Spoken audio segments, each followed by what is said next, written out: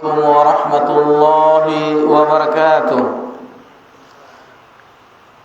Alhamdulillah hamdan katsiran thayyiban mubarakan fihi kama yuhibbu rabbuna wa yarda. Ashhadu an la ilaha illallah wahdahu la syarika lah wa ashhadu anna Muhammadan abduhu wa rasuluh sallallahu alaihi wa ala alihi wa man sara ala nahjihi wa tamassaka bi sunnatihi ila yaumiddin wa sallama tasliman katsira. Ya ayyuhalladzina amanu taqullaha haqqa tuqatih ولا تموتن إلا وأنتم مسلمون. أما بعد. Alhamdulillah, wajib bagi kita bersyukur kepada Allah Subhanahu wa taala atas segala limpahan nikmat yang tiada terhingga. Nikmat Allah Subhanahu wa taala senantiasa tercurahkan kepada kita, kepada seluruh makhluknya, baik yang di langit maupun di bumi.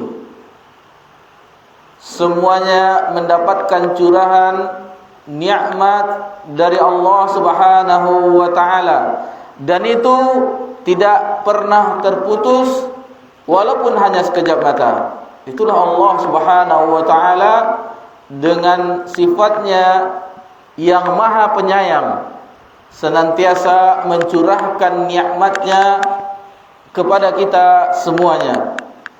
Seperti yang kita rasakan sekarang di tempat kita, di kota kita, di sebagiannya, alhamdulillah Allah turunkan nikmatnya, Allah turunkan rahmatnya berupa hujan, dan kita alhamdulillah masih juga bisa sebelumnya melaksanakan ketaatan yang sangat agung kepada Allah Subhanahu wa taala, yakni salat fardu maghrib secara berjamaah.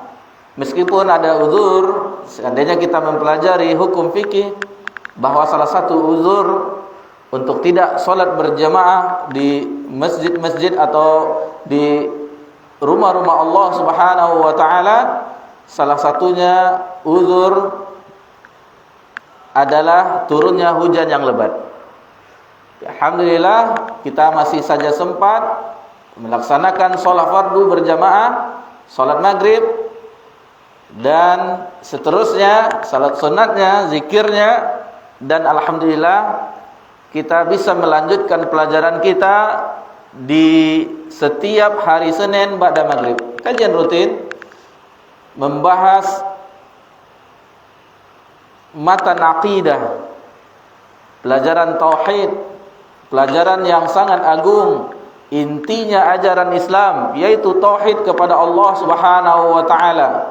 Seluruh para nabi dan rasul diutus, inilah misi utamanya, yaitu mendakwahkan tauhid kepada umatnya di setiap nabi, sebagaimana firman Allah Subhanahu wa taala, wa laqad ba'atsna fi kulli ummatin rasula an i'budullah wajtanibut taghut. Sungguh kami telah mengutus di setiap kaum seorang rasul. Apa misinya? An i'budullah, untuk beribadah kepada Allah, untuk mentauhidkan Allah Subhanahu wa taala, dan wajtanibut taghut, dan menjauhi sembahan-sembahan selain Allah Subhanahu wa taala. Ini adalah suatu pokok ajaran agama Islam, dan ini harus kita pelajari, harus kita amalkan. Karena apabila seseorang hanya sekedar mempelajarinya saja dan tidak mengamalkannya, berarti perbuatannya sungguh perbuatan yang sia-sia. Karena konsekuensi dari balasan dari Allah Subhanahu wa taala berupa amalan saleh, ibadah-ibadah yang ditegakkan kepada Allah Subhanahu wa taala, diperuntukkan hanya untuk Allah semata. Kemudian salawat beriringkan salam kepada Nabi kita tercinta Nabi Muhammad sallallahu alaihi wasallam.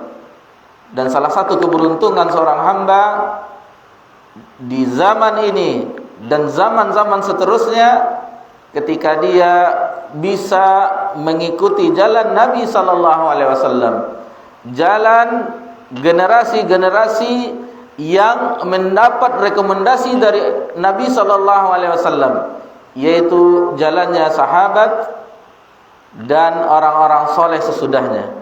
Itulah jalan yang mana Nabi sallallahu alaihi wasallam merekomendasi bahwa sebaik-baik umat ini, umat Nabi sallallahu alaihi wasallam, khairun nas qarni, sebaik-baik manusia itu adalah qarni, di kurunku ini, yaitu para sahabat. Itu sebaik-baik manusia. Dari lisan Nabi yang mulia sallallahu alaihi wasallam, rekomendasi tazkiyah dari Nabi sallallahu alaihi wasallam. Tidaklah mungkin kita bisa menandingi keimanan, ketakwaan, amal soleh orang-orang terdahulu. Alangkah bergegasnya mereka dengan kebaikan, alangkah bergegasnya mereka dengan kebaikan. Dan waktu demi waktu mereka isi dengan ibadah kepada Allah Subhanahu wa taala. Ibadah-ibadah yang setelah mereka melaksanakan ibadah fardu, ibadah sunat yang lainnya, mereka bersedekah, berinfak, mereka memberi makan orang-orang miskin, menyantuni anak yatim, membantu mengangkat barang saudaranya, dan yang lain-lain, semua kebaikan mereka kerjakan.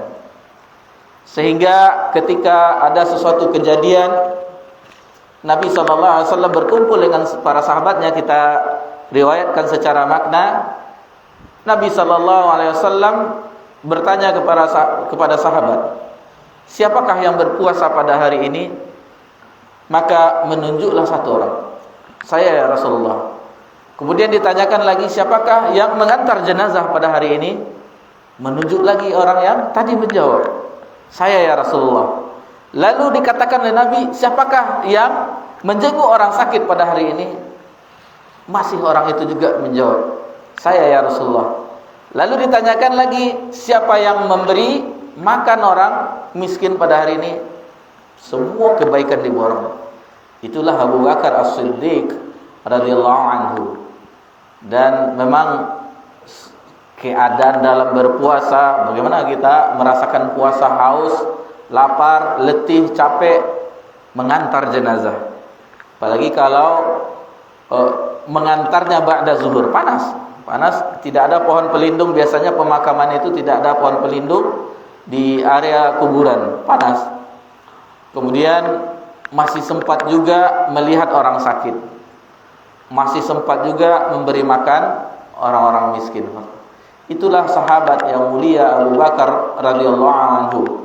Dan kedudukannya adalah kedudukan yang mulia setelah para nabi dan rasul. As-Siddiq, yaitu orang-orang yang jujur, betul jujur keimanannya.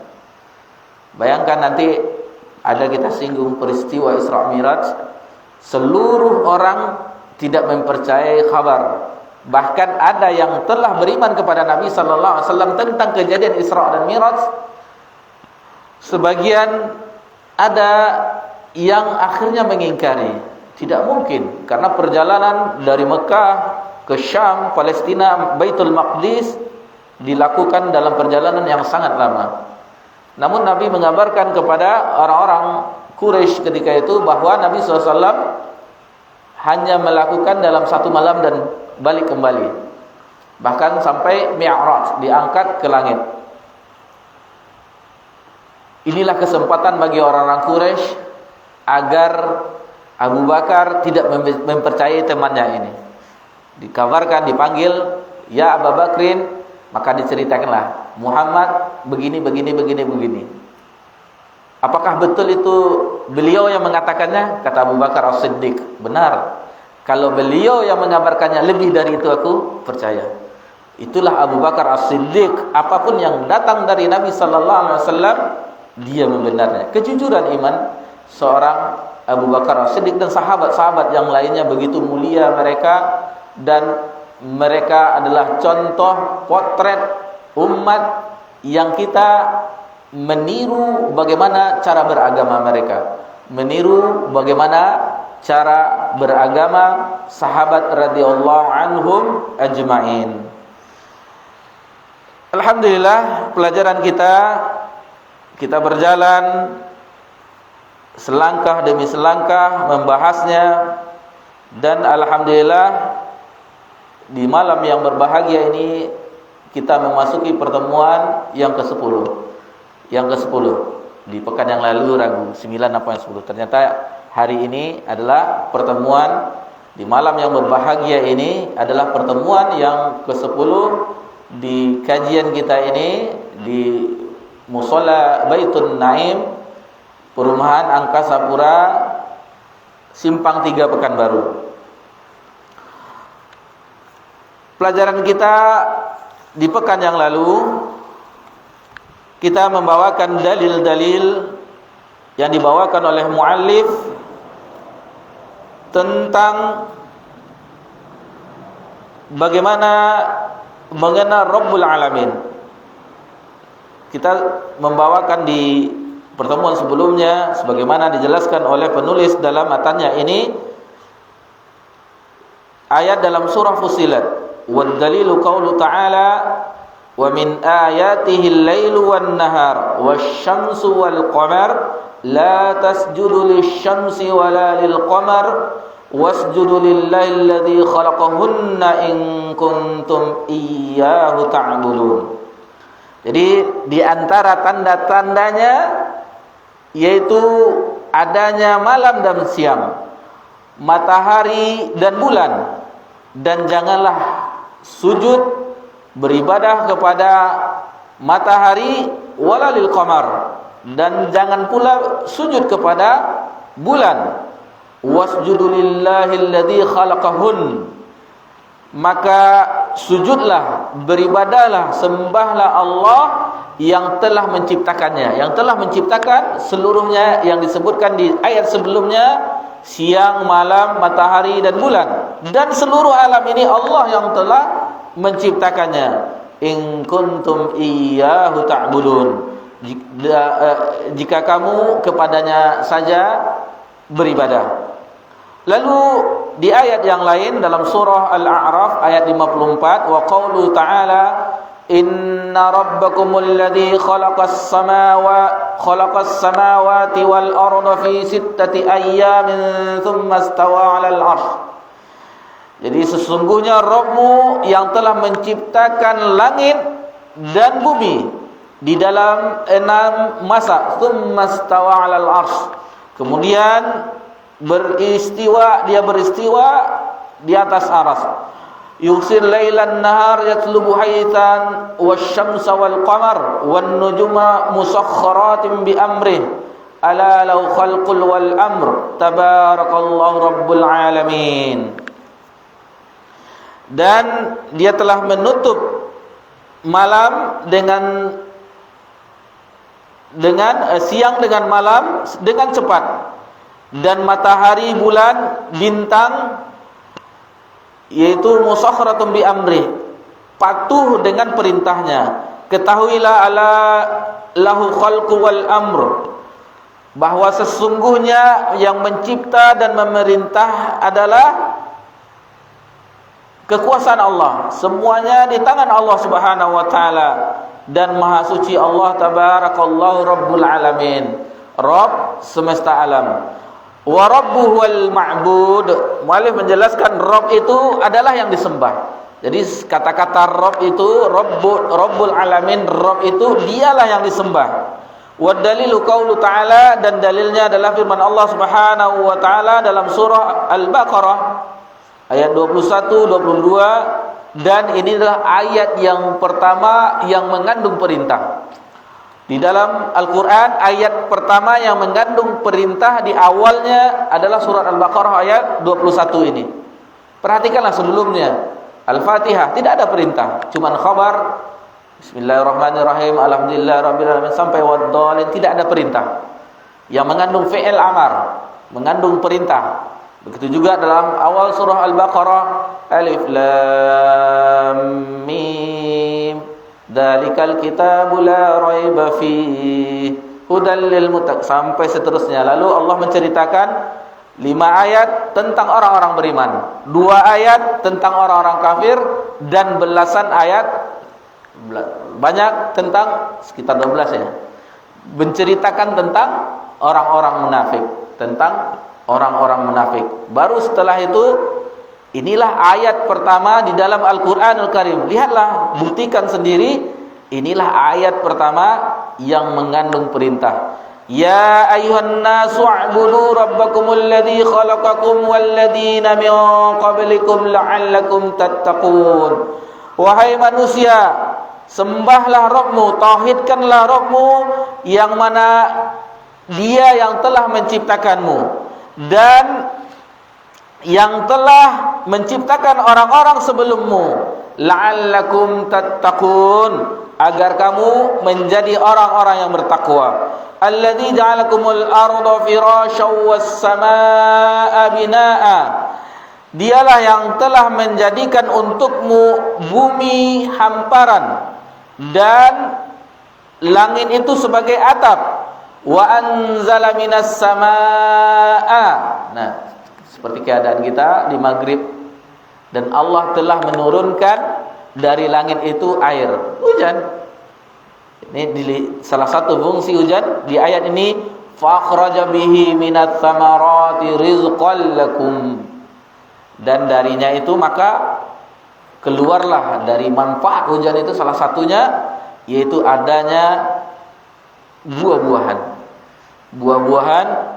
yaitu rizqan lakum, sebagai rezeki untukmu. Jadi hujan ini salah satunya bermanfaat bagi tumbuh-tumbuhan, bermanfaat bagi hewan-hewan, dan semua manfaat yang ada itu akhirnya kembali kepada kita manusia. Seluruh manfaatnya, hewan-hewan ternak bisa tidak kehausan dan yang lainnya, buah-buahan banyak buahnya, dan semuanya itu akhirnya untuk kita yang mengkonsumsinya. Untuk kita manusia, hewan-hewan, tumbuh-tumbuhan, manfaatnya untuk kita. Fala taj'alu lillahi andada wa antum ta'lamun. Maka janganlah kamu jadikan bagi Allah andada, tandingan, wa antum ta'lamun, dan kamu mengetahuinya. Qala Ibnu Katsir rahimallahu taala, dan berkata Al-Imam Ibnu Katsir rahimallahu taala, semoga Allah merahmatinya, al-khaliqu li hadhil asya', dan yang telah menciptakan ini semuanya, segala sesuatu, wa huwal mustahaqqu lil ibadah, dialah yang berhak untuk diibadati. Nah, insyaallah kita lanjutkan tentang wal anwa'ul ibadah. Untuk itu siapa yang bacanya? Fadal wal anwa'ul ibadah.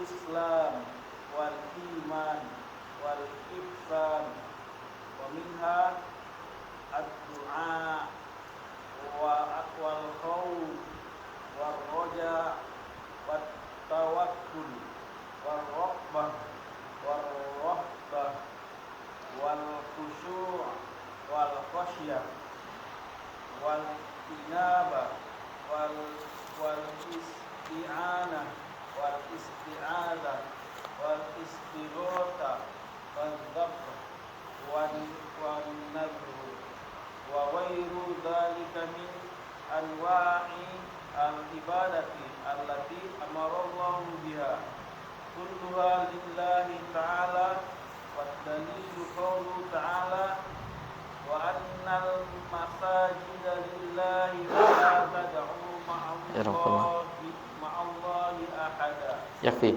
Baik. Jazakumullahu khairan wa barakallahu fiik. Selanjutnya muallif membawakan tentang ibadah. Sebelumnya Imam Ibnu Katsir menjelaskan bahwa segala sesuatu yang menciptakan itu dialah yang berhak untuk diibadah. Langsung masuk ke pembahasan ibadah. Wa anwa'ul ibadati allati amara Allah biha, dan di antara macam-macam ibadah yang mana Allah memerintahkan kita untuk beribadah kepadanya, mithlul Islam, seperti Islam, wal iman, iman, wal ihsan, dan ihsan, wa minha ad-du'a, dan diantaranya lagi ada doa, wal khauf, rasa takut, wal roja, rasa harap, wa tawakkul, tawakal, wa raghbah. Wa raghbah ini harap, cuman lebih lagi daripada harapan yang melebihi roja. Wa rahbah, rasa takut, cemas yang menimbulkan perbuatan untuk lari dari rasa takut tersebut. Jadi lebih dari khauf lagi. Wal khusyu', yaitu ibadah yang menghimpun kehinaan, merendahkan diri di dalamnya, dan ini adalah inti dari ibadah. Wal khasyah, rasa takut, wal inabah, taubat, wal isti'anah, minta tolong, wal isti'adzah, meminta perlindungan, wal istighatsah, meminta diselamatkan dari kesulitan, wadzab, menyembelih, wan nazar, wa ghairu dzalika min anwa'il ibadah, dan segala sesuatu dari itu yang termasuk dari bagian-bagian ibadah, allati amarallahu biha, yang mana Allah memerintahkan kita untuk beribadah dengannya. Kulluha lillahi ta'ala, semuanya itu, semua ibadah itu adalah untuk Allah Subhanahu wa taala. Wad dalilu qaulu ta'ala, dan dalilnya adalah firman Allah Subhanahu wa taala, wa annal masajida lillahi fala tad'u ma'allahi ahada, dan sesungguhnya masjid-masjid itu adalah milik Allah Subhanahu wa taala, dan janganlah beribadah bersama Allah dengan sesuatu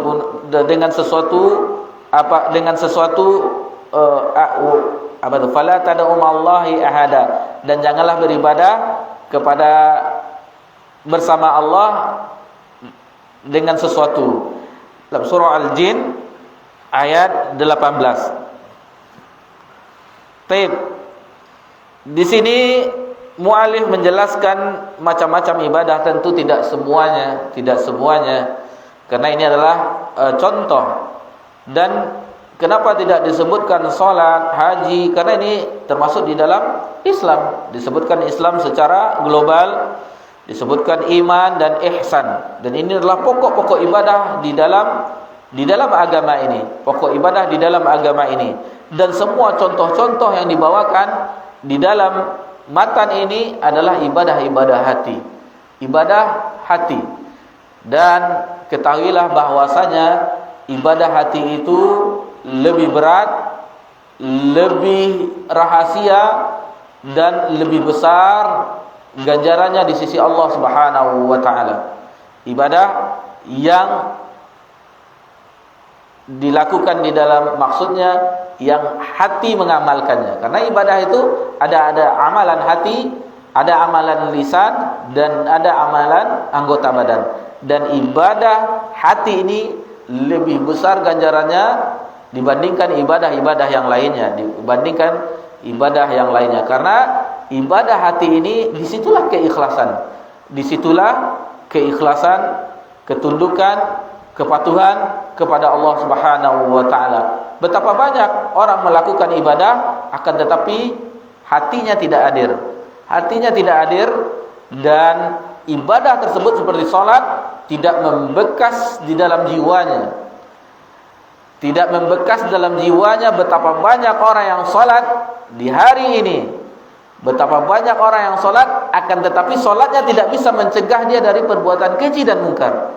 Innas salata tanha 'anil fahsya'i wal munkar. Sesungguhnya salat itu mencegah seseorang dari perbuatan keji dan mungkar. Namun kebanyakan orang yang melakukan solat tetap juga melanggar perbuatan keji dan munkar, karena ibadah tersebut tidak dilakukan dengan kehadiran hati, tidak dilakukan dengan kekhusyukan, tidak dilakukan dengan menegakkan rukun-rukun yang lainnya.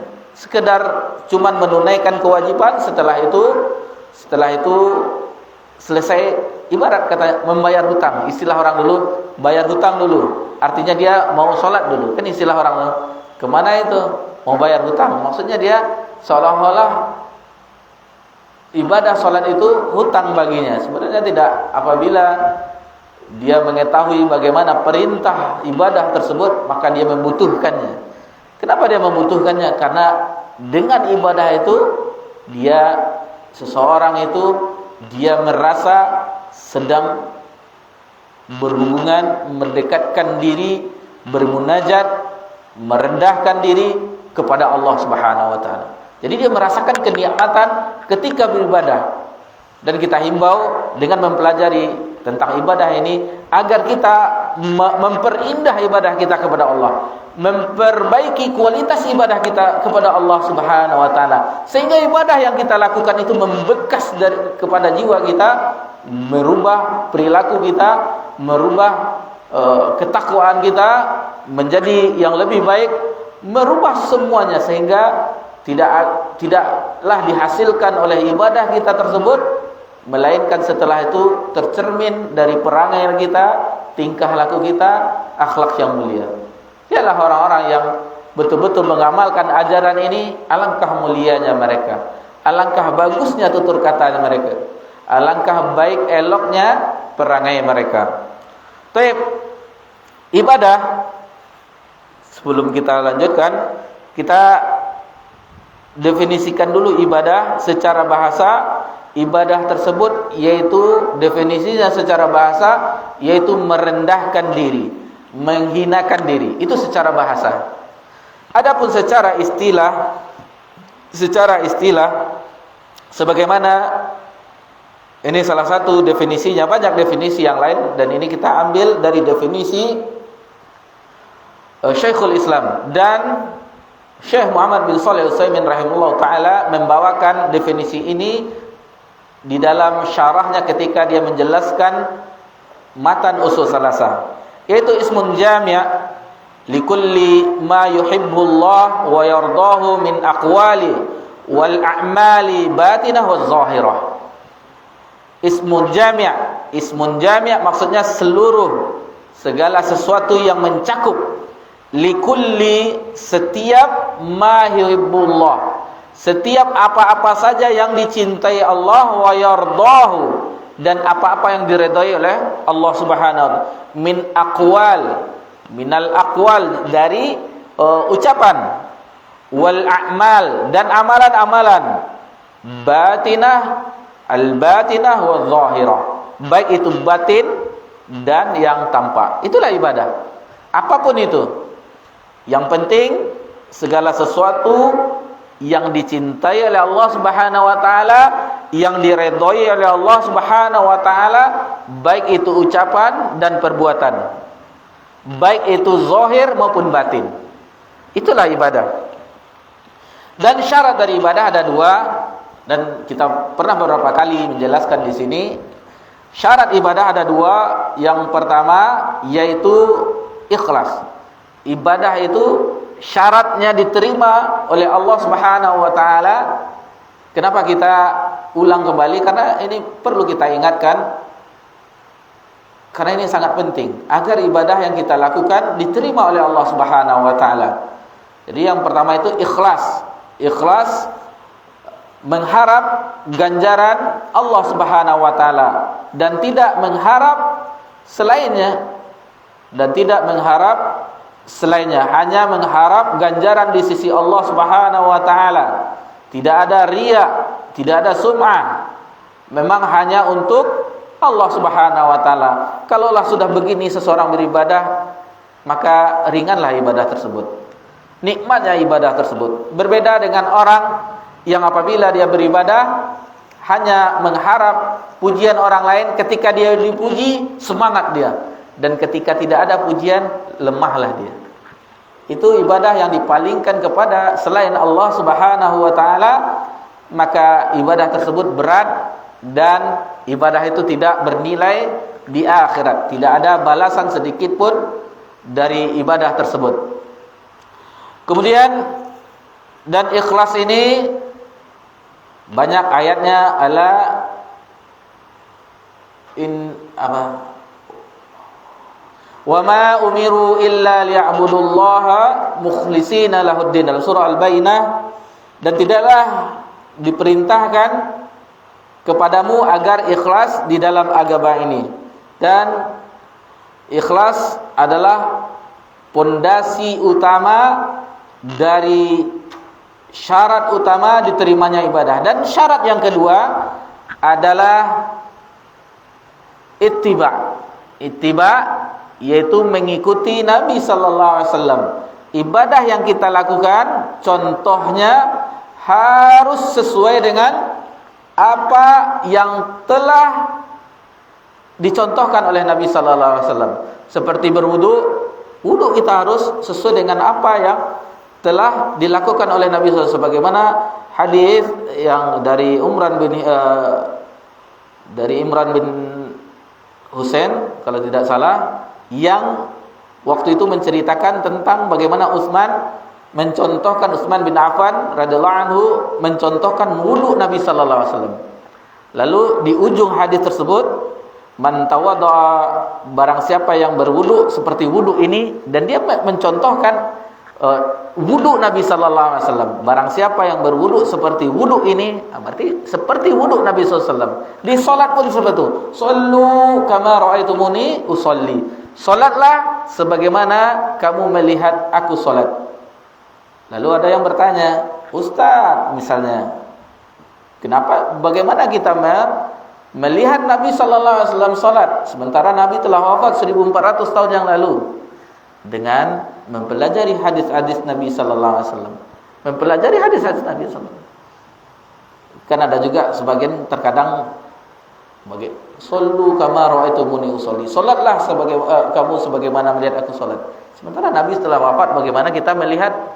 Dengan mempelajari hadis-hadis Nabi sallallahu alaihi wasallam. Dan alhamdulillah para ulama telah menyusun hadis-hadis tentang bagaimana sifat salat Nabi SAW, dari mulai takbir sampai salam. Alhamdulillah telah disusun oleh para ulama, dan bukan satu ulama saja, banyak ulama-ulama yang menyusun bagaimana sifat salat Nabi SAW. Tinggal bahkan yang kutip kecil itu tipis, paling harganya 5.000 atau 6.000, itu dijelaskan bagaimana tata cara salat Nabi sallallahu alaihi wasallam. Begitu juga dengan haji, manasik. Khuzu anni manasikakum, ambillah dariku manasik hajimu, manasikmu. Jadi harus semua ibadah itu harus sesuai contoh Nabi sallallahu alaihi wasallam. Dan itulah hakikat dari syahadatain. Hakikat dari syahadatain, asyhadu an la ilaha illallah, bahwasanya ibadah itu salah satu maknanya hanya untuk Allah Subhanahu wa taala, wa asyhadu anna Muhammadan, dan aku bersaksi bahwa Muhammad sallallahu alaihi wasallam itu adalah utusan Allah, dengan beribadah sesuai dengan apa yang dicontohkan oleh Nabi sallallahu alaihi wasallam. Semakin kokoh syahadatain di dalam hati kita, maka ibadah-ibadah yang kita tegakkan, yang kita bangun untuk Allah Subhanahu wa taala, semakin kokoh juga, walaupun berapa tinggi. Berbeda seorang pondasinya, syahadatnya tidak kuat, maka mudah ambruknya. Apa zaman sekarang istilahnya? Mudah futurnya. Kadang kita saksikan rajin, habis itu hilang, dari tidak kelihatan. Dan itulah Nabi SAW, tuntunan Nabi SAW, karena sebaik-baik petunjuk itu petunjuk Nabi SAW. Seseorang membaca Al-Quran semangat, saking semangatnya 3 juz sehari, tetapi berjalannya waktu 3 hari ke depannya tidak membaca sama sekali. Makanya Nabi SAW bahwasanya amalan yang paling dicintai oleh Allah itu adalah yang dawam, yang senantiasa dilakukan, walaupun kita membacanya sedikit. Begitu juga dengan sholat sunat, qiyamul lail, walaupun 1 rakaat, 3 rakaat, tetapi setiap malam kita lakukan, kita rutinkan walaupun sedikit, itu lebih dicintai oleh Allah. Kita solat nanti setelah menonton pertandingan bola atau sebelumnya Piala Dunia, kita solat malam 11 rakaat, tetapi besok tidak solat lagi. Nah, ini berbahagia. Kalau untuk nonton perihal pesta dunia semangat, tetapi untuk beribadah kepada Allah Subhanahu wa taala malas. Dan ini sesuatu yang harus kita pertanyakan kepada diri kita. Alangkah melalaikan dunia ini, alangkah melalaikan dunia ini. Lalu tentang firman Allah Subhanahu wa taala, alladzi khalaqal mauta wal hayata liyabluwakum ayyukum ahsanu amala. Dalam surah Al-Mulk ayat 2, dialah Allah yang telah menciptakan, jadi Allah yang telah menciptakan kematian dan kehidupan, yang menjadikan kematian liyabluwakum ayyukum ahsan, untuk menguji kamu siapa yang paling baik amalannya. Tentang ayat ini pernah bertanya seseorang kepada Fudail bin Iyad, salah seorang ulama di generasi tabi'in, tentang ayat ini. Apa maksudnya? Apa maksud ayat ini? Ahsanu amala. Lalu dikatakan oleh Fudail bin Iyad, bahwasanya amalan yang baik itu adalah amalan yang paling ikhlas dan paling benar. Paling ikhlas yaitu hanya untuk Allah Subhanahu wa taala, dan yang paling benar adalah yang mengikuti tata cara ibadah Nabi sallallahu, apapun ibadahnya, karena sebaik-baik contoh ibadah itu, ibadah kepada Allah Subhanahu wa taala itu adalah apa yang telah dikerjakan oleh Nabi sallallahu alaihi wasallam, dan itulah sebaik-baik petunjuk.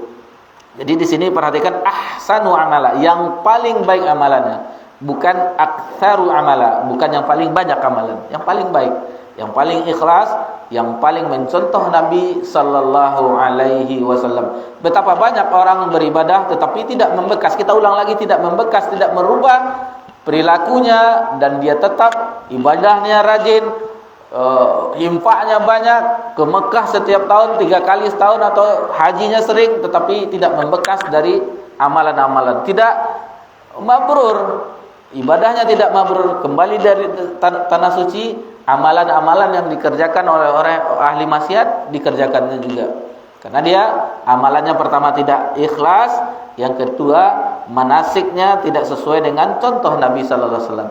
Seolah-olah dia beribadah ke tanah suci yang semua kaum muslimin dan muslimat merindukannya. Betapa banyak orang yang ingin ke sana, tetapi karena biaya dan segala macamnya, faktor lainnya, tidak sanggup. Akan tetapi dia sering, bahkan haji, umroh sering, tetapi tidak membekas sama sekali, karena ibadahnya tadi tidak ikhlas. Mungkin saja dia beribadah karena banyak duitnya, dipanggil pulangnya, dipanggil Pak Haji, Bu Haji, dan agar namanya disebut-sebut. Dan begitu juga cerita sebagaimana kita dapatkan informasi untuk selingan, terkadang dia sudah pulang dari haji tidak dipanggil Pak Haji, merah telinganya. Kadang-kadang diundang kepada Bapak Fulan, undangan namanya saja, atau mungkin dia ada gelar lainnya, Dr. Andes atau segala macamnya, SH atau segala macam, tetapi tidak di sebelum namanya tidak ada A-nya. Ini undangan siapa ini? Ya buat Bapak. Saya ini kok tidak ada hajinya? Jadi harus pula dicantumkan hajinya atau hajahnya. La haula wala quwata illa billah. Seandainya itu perlu, itu sebenarnya ini cuman di bagian kita Asia Tenggara, Malaysia, yang ada haji hajah itu tidak menunjukkan.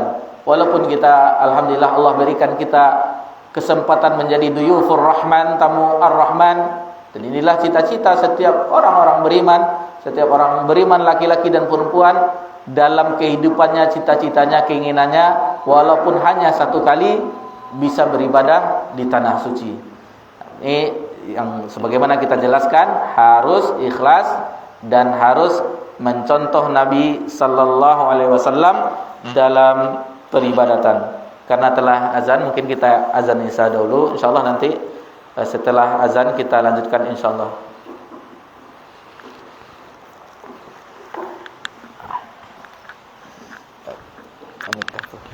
ke belakang dulu. Kalau apa dingin.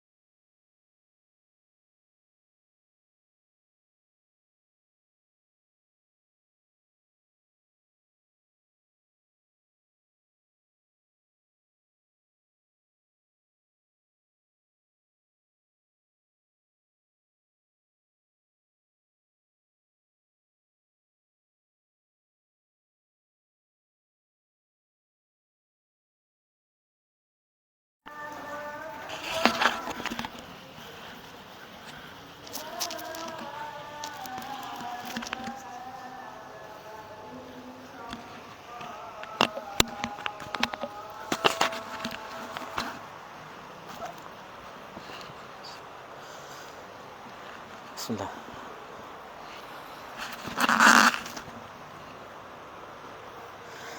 Alhamdulillah. Wassalatu wassalamu ala Rasulillah ma ba'd. Baik, kita lanjutkan lagi pembahasan kita di dalam ibadah. Sebelum kita lanjutkan, kita ulang sebentar bahwa di malam yang berbahagia ini pelajaran kita adalah berbicara tentang ibadah. Karena sebelumnya Imam Al-Katsir rahimahullah taala menyebutkan bahwa yang menciptakan segala sesuatu ini dialah yang berhak untuk diibadati. Dan setelahnya muallif menjelaskan tentang macam-macam ibadah sebagaimana kita jelaskan di sebelum ini. Dan pembahasan kita pun alhamdulillah kita telah menjelaskan tentang definisi ibadah. Apa itu definisi ibadah? Yang pertama kita sebutkan tadi secara bahasa bahwa ibadah itu merendahkan diri, menghinakan diri, itulah secara bahasa. Adapun secara istilah sebagaimana kita jelaskan bahwasanya secara bahasa dijelaskan oleh ulama kita, ismun jami', segala sesuatu, likulli ma yuhibbullah, segala sesuatu yang dicintai oleh Allah, wa yarda, dan diredai olehnya oleh Allah Subhanahu wa taala, minal aqwali, dari perkataan, wal a'mali, dan amalan, al batinah wa zahirah, baik itu secara batin maupun secara zahir, baik yang nampak maupun tidak nampak, baik itu ucapan, baik itu perbuatan yang dicintai dan diredai oleh Allah Subhanahu wa taala, itulah ibadah. Banyak cakupan ibadah. Karena di matan ini muallif tidak menyebutkan semua ibadah, cuman sebagian saja. Dan di matan ini rata-rata semuanya menitik beratkan tentang ibadah hati, amalan hati. Karena amalan qulub, amalan hati itu lebih berat, dan amalan hati itu lebih besar ganjarannya di sisi Allah Subhanahu wa taala. Karena betapa banyak seseorang yang salat, misalnya dia salat berjamaah di saf yang pertama, sama-sama di saf yang pertama, sama-sama takbiratul ihram, sama-sama, akan tetapi ganjarannya berbeda. Ganjarannya berbeda. Bukankah Nabi SAW mengatakan dalam hadisnya, bukankah ada yang mendapatkan salat itu setengahnya, seperempatnya, seperenam, dan seterusnya, bahkan sampai tidak mendapatkan ganjaran sama sekali. Karena hati tadi, kekhusyuannya, kehadiran hatinya, ketundukannya tadi. Dan kita telah jelaskan alhamdulillah bagaimana seseorang yang rajin ibadah, dia terkadang kita nampak secara kasat mata tetapi tidak membekas dari amalan-amalannya yang lain, seolah-olah apa yang dia kerjakan itu tidak merubah ketakwaannya, tidak merubah akhlaknya yang mulia. Apa yang dilakukan orang dari keburukan-keburukan dalam bentuk maksiat, meskipun dia kelihatannya rajin ibadah, karena dia beribadah itu tidak ada kekhusyukan di dalamnya. Tidak ada kekhusyukan. Seandainya seluruh rukun-rukun ibadah tersebut, yang paling utama ibadah hatinya, dihadirkan hatinya, maka solat itu akan membekas.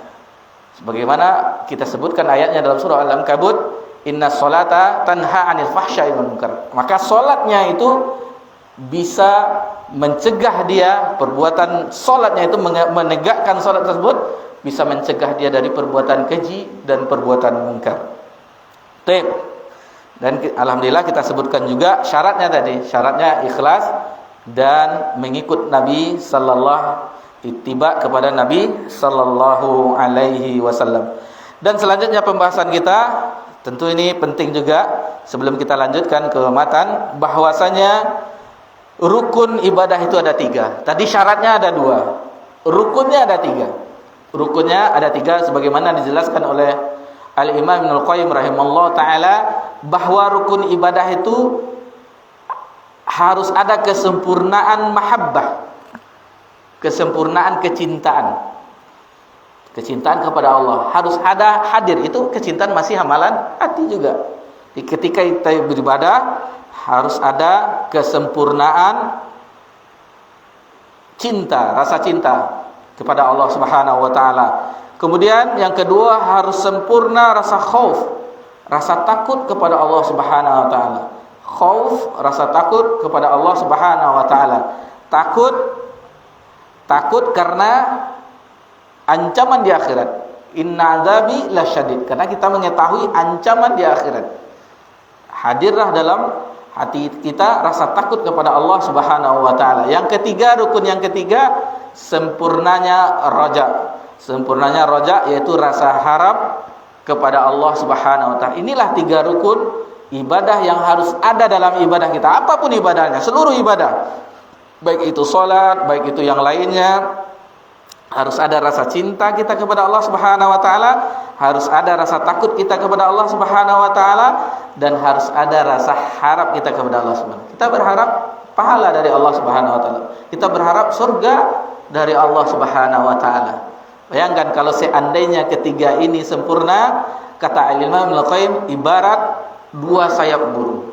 Khauf dan raja ibarat dua sayap burung yang dia akan terbang, dan kepalanya adalah cinta tadi, kesempurnaan cinta yang akan terbang mengarahkan kita ke surga.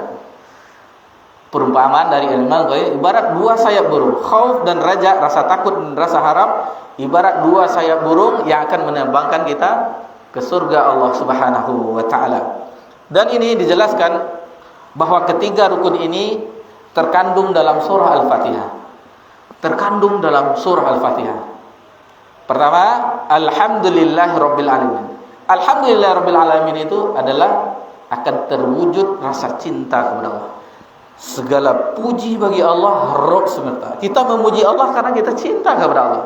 Karena kita cinta kepada Allah Subhanahu wa taala. Dan telah pernah kita singgung di majelis kita ini, seseorang apabila dia mengetahui bagaimana Allah Subhanahu wa taala mengurus makhluknya ini, seluruh makhluk Allah, bumi, langit, semua alam semesta ini, maka hatinya akan meleleh karena cinta kepada Allah Subhanahu wa taala. Dan pernah kita sebutkan di majelis kita ini.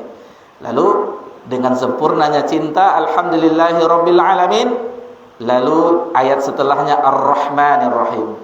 Ini raja.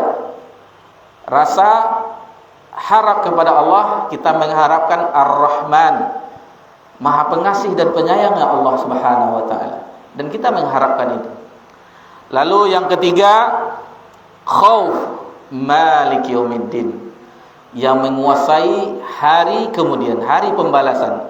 Hanya Allah Subhanahu wa taala satu-satunya penguasa di akhirat kelak. Tidak ada yang lainnya. Bahkan Allah Subhanahu wa taala sebagaimana disebutkan oleh Nabi sallallahu alaihi wasallam, dan ini termaktub dinukilkan oleh Sama Mu'alif di akhir kitab Tauhid, di akhir-akhirnya dijelaskan, nanti akan ditanyakan, Allah akan menanyakan, mana raja-raja dunia, mana penguasa-penguasa dunia. Di yaumil mahsyar dikumpulkan semua makhluk yang pertama Nabi Adam AS sampai akhir zaman dikumpulkan, maka Allah tanyakan, mana raja-raja dunia.